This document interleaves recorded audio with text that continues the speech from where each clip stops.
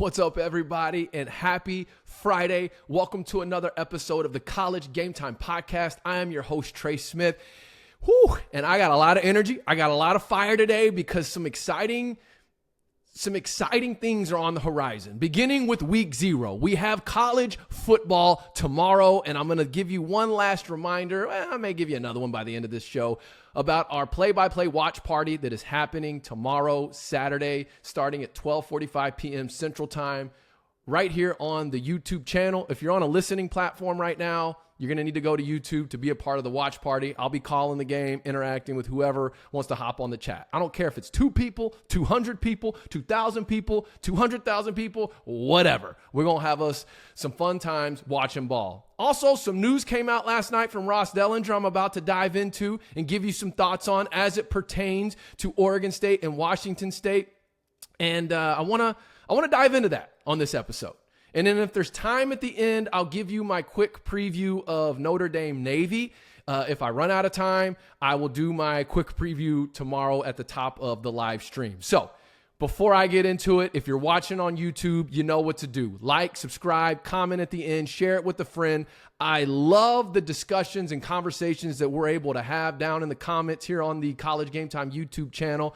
And like I said, I try to get to as many as possible. I know I missed some, but I'm doing the best I can. But hopefully y'all are able also to interact with each other. The idea is for it to just be a discussion, community of college football fans, American athletic fans, plus whatever other conferences want to come in and give their 2 cents. All perspectives are welcome. Disagreements are welcome. That's what makes the discussions, entertaining, to say the least. If you're on one of the streaming platforms, Apple and Spotify, man, you Apple users, I'm going to have to start reading some of these reviews that are coming through. I so sincerely appreciate it. The one that caught my attention earlier this morning or last night, whenever I last looked, someone had commented that I guess heard me on 365 Sports Radio. And I guess that's what kind of geared them to discovering this podcast. And it was very encouraging. Thank you so much. Again, if you're on Apple Pods right now, please give it a 5-star rating. Leave a positive review. It just helps it get up there in that algorithm. It helps it get exposed to more people. And we're on a mission. I will continue to say this until it happens. And then even after it happens, we're going to keep climbing. But I want this to be the #1 show for American athletic fans, period. Into discussion. The #1 show. I believe this is a college football show that we could get ranked on Apple Pods, that we can show that there is an aggressive, passionate bunch of fans that accumulate the American or make up the American Athletic Conference. And it's not just the heavy hitters like the SEC and the Big Ten. And that's what we're doing, man. So without further ado, let's dive right in today, man. I am pumped. It's also Friday Night Lights down in Texas. It's opening. What do you call it? Opening weekend, week 1, week 0, whatever they call it for Texas high school football. And if you follow me on Twitter, I might be on the sidelines tonight at one of the premier venues in the state, and I'll be putting some videos, pictures up there if I end up making that trip tonight. Anyways, let's get to the show. The Dellinger Report. Ross Dellenger, Yahoo Sports, also writes for SI, I believe. Talked about, let's see. Let me pull it up. Sources. Mountain West Conference, American Athletic Conference ramp up courtship of Oregon State and Washington State with the college landscape still shifting. And the key point from this article is that both commissioners, Mike Aresco and Commissioner Navarez for the Mountain West, have secured meetings with both of these institutions to make a pitch for their conference. In the article, Dellinger says that each commissioner will detail his and her league's strengths. No decisions or commitments from the schools are expected as both continue to wait for a final resolution to Stanford and Cal's pursuit of ACC membership, something expected within the next several days. Where's the other part?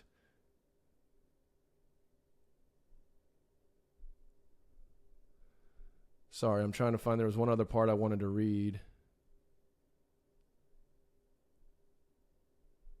No, I can't find it. It talks about how, I guess, Navarez is... Oh, here it is. Navarez made her first presentation Thursday, appearing in person before Washington State Expansion Advisory Committee, and she is expected to present to Oregon State in the coming days. And then Aresco has separate meetings with Washington State and Oregon State to present to them virtually. And that's come up as a point of discussion. I don't think that's as big of a deal as it hasn't been made out to be a big deal, but someone made the point of, hey, how about Navarro's boots on ground meeting in person and Aresco doing it virtually? I mean, I think like you could spin that either way. You know, you could spin that, oh yeah, one's making an effort to get there in front of them and make their best case while the other one's just doing it virtually. But then on the flip side, you could also say, oh, one seems a little bit more desperate than the other. I don't know what their schedules are. I don't think whether the meeting is in person or remote is really going to impact the bottom line, which I'm going to get to more here in just a second, but that's the dollars and cents, period. Because that's ultimately what's going to do the most talking in this, whether it's in person or virtually, is the money. But here's what I want to say before we start to break down how these meetings might go. This is go time for Mike Aresco. I mean, I put it on my Twitter last night. When Aresco has these meetings, whether it's virtual or whatever, I want him to bring that Tony DAmato any given Sunday headed into the wild card playoff matchup with the Dallas Knights pregame speech type energy. That, hey, you're in hell right now, gentlemen. And you could stay there, Oregon State and Washington State, and get the you-know-what kicked out of you, or you can fight your way back into the light. Come join the American Athletic Conference where we fight for every inch. You remember that speech? Listening to this podcast or watching on YouTube? What did Coach DAmato say? He said, it's the guy who's willing to die who's going to win that inch. That's the energy I need Aresco going in there with. It's the guy that's willing to die that's going to win that inch. Sorry, let me digress. Told you, I'm pumped up today. Trying to keep it together. But if you think about what Mike Aresco has been fighting for his entire tenure as the commissioner of the American Athletic Conference, he had the Power 6 campaign, the P6. Back in May, he released a letter calling for the abolishment of the G5, P5 divide. In his opening press conference at AAC Media Days, I was sitting right there in the second row, and he talked about, yeah, money's important, but competitive success is more important. And then he went on to list out the dozens of competitive success moments that the American Athletic Conference has had over Power 5 teams. It's what he's built his whole sort of reputation as American Athletic Commissioner on.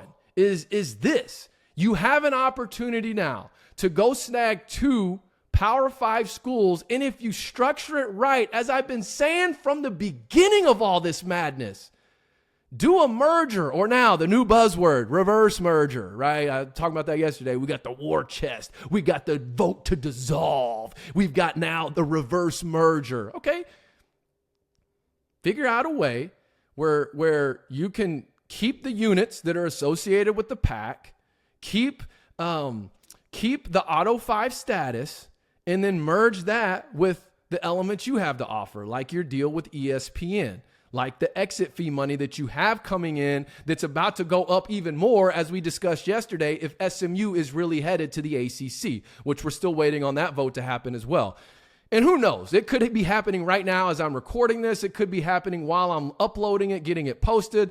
Don't know, but we have to just wait on that. So what are the selling points if you're Mike Aresco? You have this meeting set up.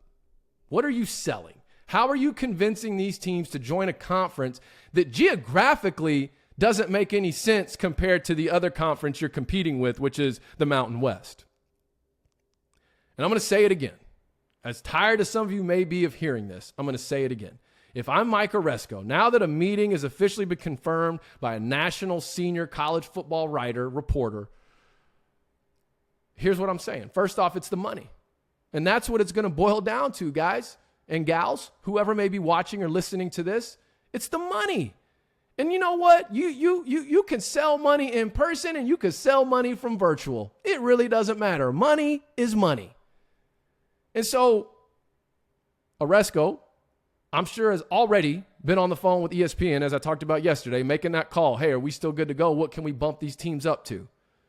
And going, all right, here's what we have. Here's what we can get it up to. Here's how we can sweeten the pot with exit fee money. Hey, if this over here happens, which I know y'all are also waiting on to an extent as far as this ACC decision, well, if that happens, here's what else we're going to have coming in that we can throw on top of that. So you combine whatever you can negotiate the deal up to. You throw in a little more exit fee money. Hey, here's the linear exposure that we can provide for you as well. Boom.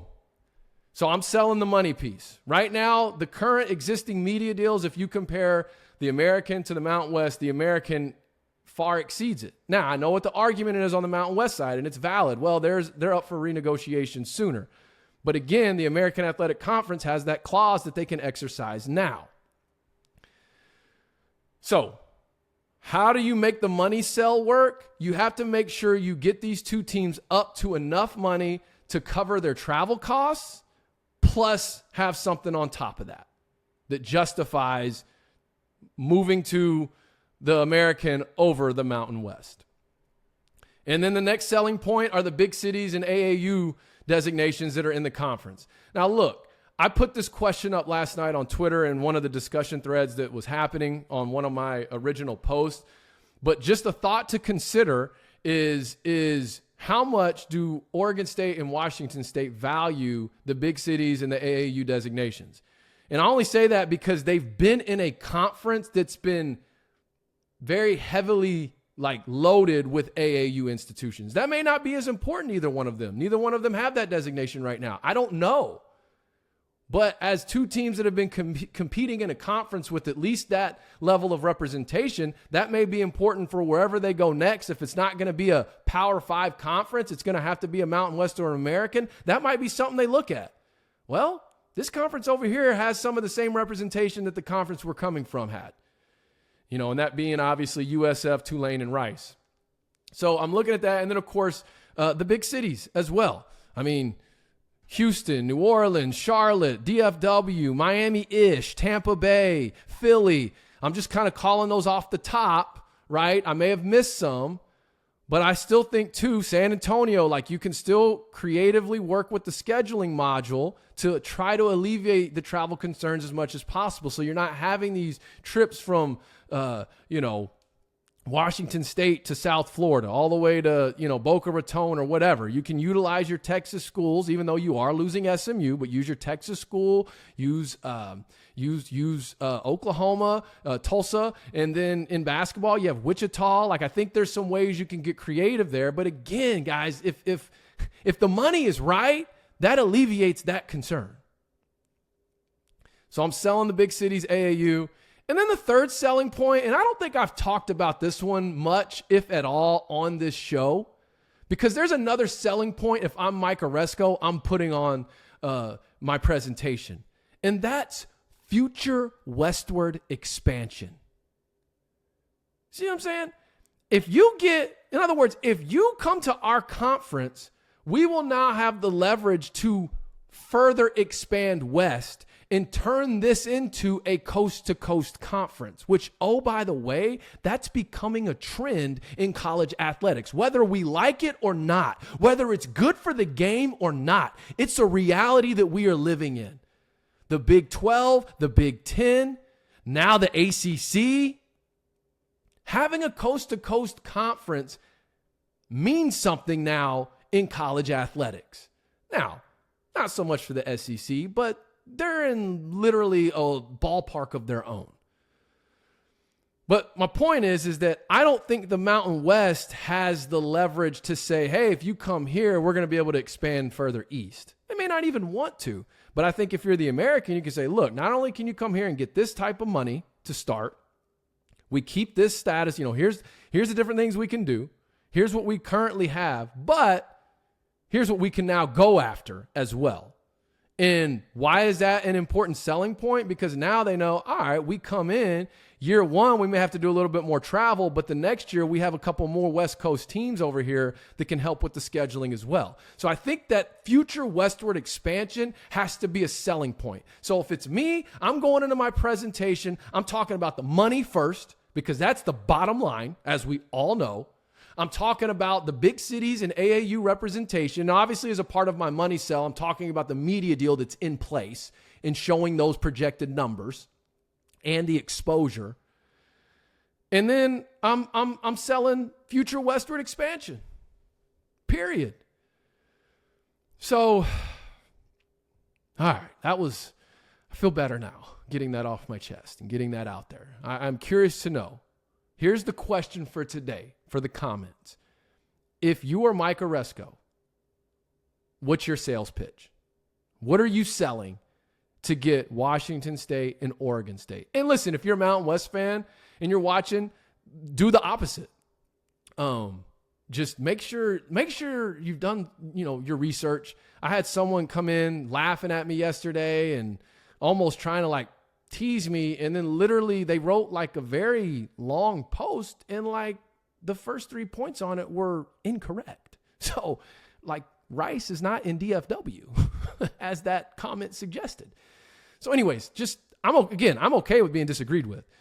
Just let me know your thoughts on that. But, AAC fans that are listening, regular viewers that are watching, let me know, what's your sales pitch if you're Mike Aresco? And if you're listening on one of the streaming platforms, obviously you can send that to our email, info@collegegametime.com. You can leave a comment right there on whatever app that you are listening to this episode from. But I'm curious to know your thoughts. And then this is kind of the last thing on this, and I'll maybe try to squeeze in a Navy Notre Dame preview. But what are the X factors going to be for Oregon State and Washington State? Or I should say it this way: what are the deciding X factors as far as which conference is going to get these two teams? Well, this one goes without saying, but the ACC has to get their vote done. So I'm kind of speaking in terms as if that's going to happen. But the first thing is, how much money is Aresco able to pull together, as I've kind of already mentioned, to not only offset travel costs, but then also have some sweetener on top of that. And I think with whatever you could get the ESPN deal up to, remember, ESPN needs that time zone. That's why this Stanford Cal to the ACC is even a thing right now. Because ESPN's gonna, I don't know if it's gonna be they're gonna fully subsidize them into the deal, but they're gonna definitely pay for it, and then they're basically gonna not take a percentage of that payment so the rest of the conference can get it, and then freaking SMU is gonna give up all their, they're gonna give up all their share for the rest of the conference. Anyways, so how much money can you get from ESPN, and then what exit fee money can you throw on top of that to make that financial package even more enticing?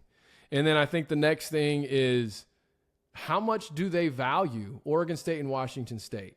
How much do they value that big city AAU representation? Now, the Mountain West has some big cities as well, so don't misunderstand me. I'm not saying they don't. But, you have to look at that. And then look at even just the competitive success as far as access to the CFP, if that 6-6 model sustains, but even some of that becomes a moot point if you merge it, the reverse merger.